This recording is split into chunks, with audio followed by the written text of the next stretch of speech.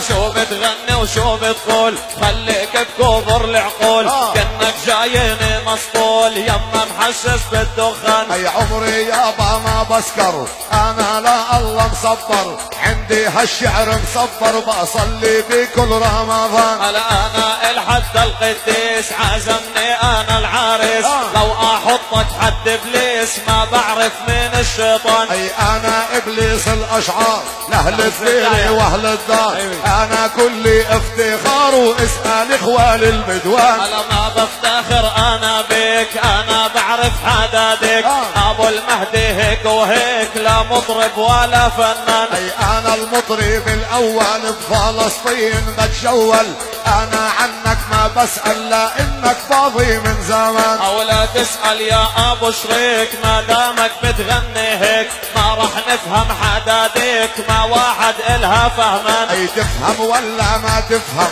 انت الحدال مبلكم بدها زدك عجهنم اعوذ بالله من الشيطان. هلا يا غازي بهالترقيم هذا الشيطان الراجم هذا شيخ المتاقيم ما هو شيخ القصبان. اي انا شيخ المتاقيم اسأل كل الفنانين مني ليش غيرانين الذهب بيدي يا علام. وقالوا عن حفا عروس شيلك يا قطاع الروس انا من اطيب نفوس وانت بدمك والشريان. اي انت يابا بتتغير هو الله اكبر يمكن عكابر تتغير وتصير شاعر للعربان. اي ان كني بالحجم صغير ولكني بالفعل كبير انا شيخ المخاتير على القاصي وعلى الدن. ان كنك شيخ المخاتير ما في الشي يابا تعبير لازم ترجع على البنانير وبين الدل والحيطان. هلا يا غازي انت اللي داري اسمع مني يا جاري ممنوع يروح مصاري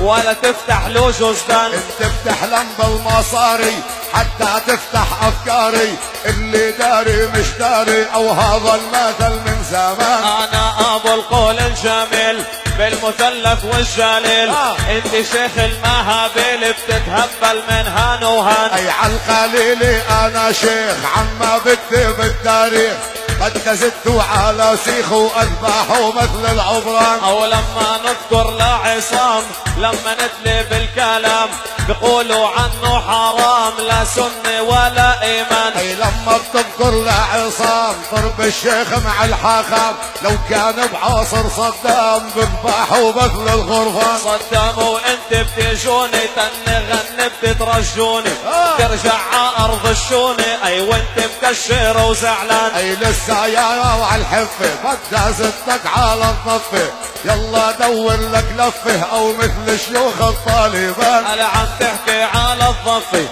على ميزان بكفي فحصت لقيته نتفي او ما بيطلع معي بميزان. او افحصني مثل الذهب انا عالي بالرتب لعب اللين ولا شعب وكامول وطمره كمان. على لعب اللين بهالحفه لعب اللين معنا يكفي انت كثير الزفه عليك ما بتحيي الالوان. اي لو لايف الشزفات ولا سهره للمامات انا عنوان الاخوات والكلمات مع القصدان. او لما عحفة اجيت لقوني ببيت وبيت شو قلت وشو حكيت ما واحد الك فهمان. اي انا بفهم يابا عليك شبيك من بين ايديك انا ربيتك تعطيك وحتى تعبي للجزدان.